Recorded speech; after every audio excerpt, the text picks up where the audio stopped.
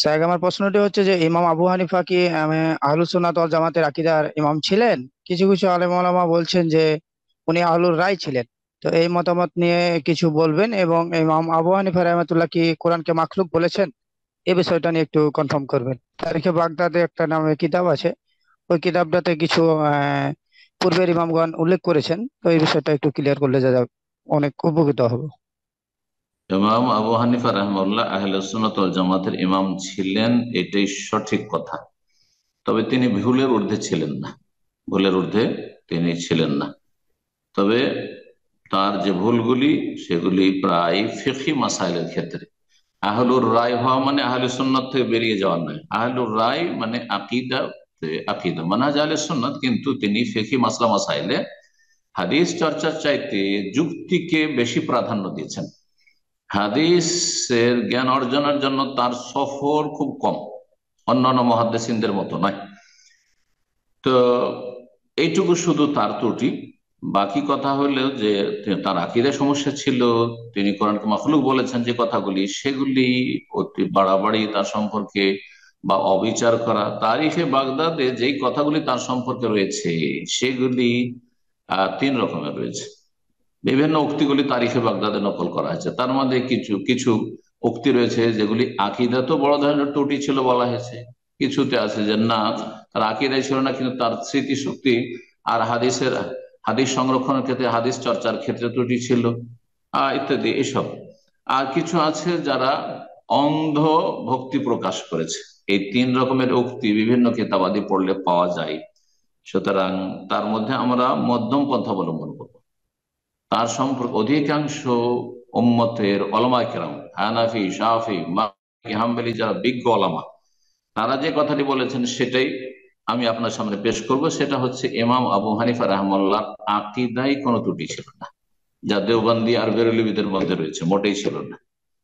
কিন্তু তার ফিকহি মাসলা মাসাইলে বহু হাদিসের বিরোধিতা হয়েছে তার। সেটা বিভিন্ন কারণে হইতে পারে, যে কারণগুলি রফুল মালাম আন আইমাতিল আলাম ইবনে তাইমিয়া রাহিমাহুল্লাহর কিতাবাদিতে সেই কারণগুলি বর্ণনা করা হয়েছে।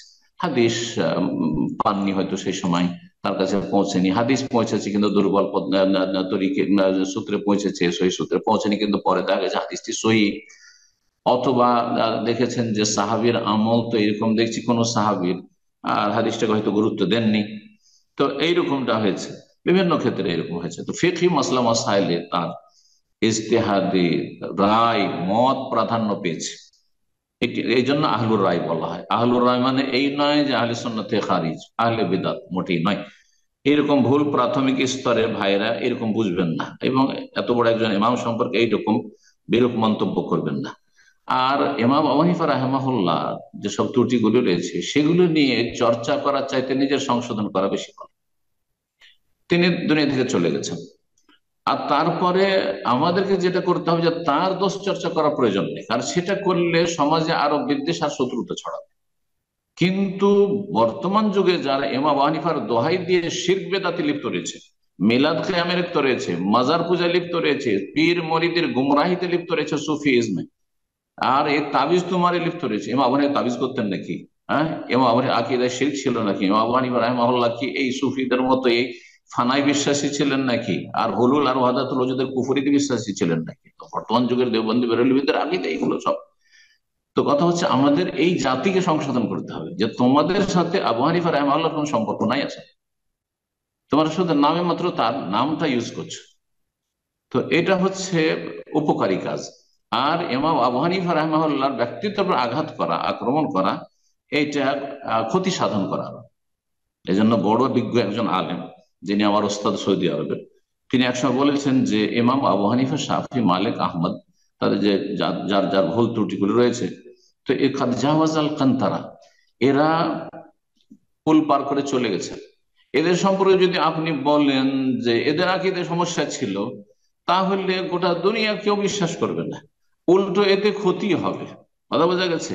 এটা ঠিক ওই রকমই যে ওপর দিকে যদি থুথু ফেলেন, তাহলে থুথু আপনার উপর এসে পড়বে। যারা আমাদের শত্রুতা করছে, কোরআন সুন্নাহ যারা আমরা দাওয়াতের কাজ করছি তাদের শত্রুতা করছে, আর শত্রুতা করে তারা নিশ্চিহ্ন হয়ে গেছে আর হয়ে যাবে। ইবনে তাইমিয়া রাহিমাহুল্লাহ শত্রুতা করেছে, আর তারপরে সব নিশ্চয় দুনিয়া থেকে বিদায় হয়ে গেছে, চলে গেছে, তাদের নাম নেওয়ার কোনো লোক নেই। কথা বলছেন?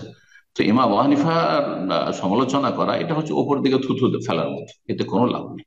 তবে ইমাম আবু হানিফার দোহাই পেড়ে যারা বিদআত এবং শিরকে লিপ্ত রয়েছে তাদের সংশোধনের কাজ করুন, তাদের ইসলার কাজ করুন। আল্লাহ তৌফিক দান করেন। জি।